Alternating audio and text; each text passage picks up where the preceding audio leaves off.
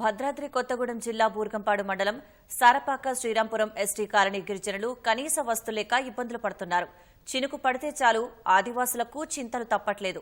వైద్యశాలకు వెళ్లేందుకు దారి లేక అనేక విధాలుగా అవస్థలు పడుతున్నారు.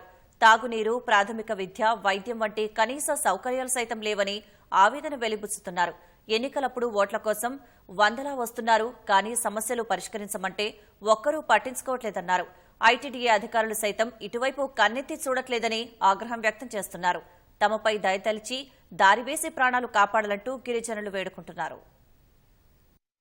చూడి రాజు అని వ్యక్తి, ఆయన గతంలో 3 రోజులు 4 రోజుల దాకా హాస్పిటల్లో ఉన్నాడు. ప్రభుత్వ హాస్పిటల్లో తగ్గలేదని మళ్ళీ ఇంటికి వచ్చారు.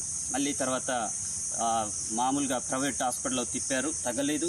మళ్ళీ ఇంట్లోనే ఇంకా ఎక్కువ అవుతుందని మళ్ళీ రోజు కావుడు పెట్టుకొని మోసుకుని తీసుకొచ్చి సగం దాకా తీసుకొచ్చి అని మోసుకోలేని పరిస్థితిలో ట్రాక్టర్ మీద మళ్ళీ ఎక్కించుకొని ఇప్పుడు తీసుకొచ్చాము.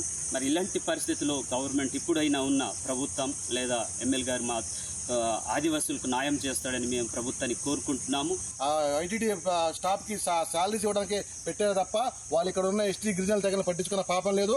అలా పట్టించుకుని ఉంటే 30-40 సంవత్సరాల నుంచి ఉన్న వీళ్ళ రోడ్లు ఎప్పుడో సీసీ రోడ్లు పడిపోయి కనీసం తాగడానికి కూడా నీళ్ళు లేవు. దాదాపు ఇప్పుడు చూస్తూ ఉన్నాం, ఈ మనిషికి ఒంట్లో బాగలేదు. సీరియస్గా ఉంటే వాళ్ళ అడవిలోంచి రాలేని పరిస్థితి ఉంటే మీరు ట్రాక్టర్ వేసుకుని ఇక్కడ దాకా వచ్చాం.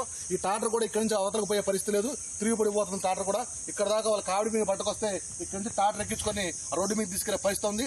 గతంలో కూడా చాలా మంది చిన్నపిల్లలు, పెద్దవాళ్ళు చాలా మంది చచ్చిపోయారు. ఇంతమంది చచ్చిపోతున్నా కూడా అధికారులు ఇక్కడ రాని కళ్ళ గంతులు పుట్టుకుని తిరిగే విధంగా వాళ్ళు తిరుగుతూ ఉన్నారు. ఇప్పటికైనా ఇక్కడ అధికారులు కళ్ళు తెరిచి వెంటనే ఇక్కడ సీసీ రోడ్డు నిర్మాణం చేపట్టాలా. గతంలో కూడా చిన్నపిల్లలు, ఆడపిల్లలు చాలా మంది చచ్చిపోయారు ఇక్కడ.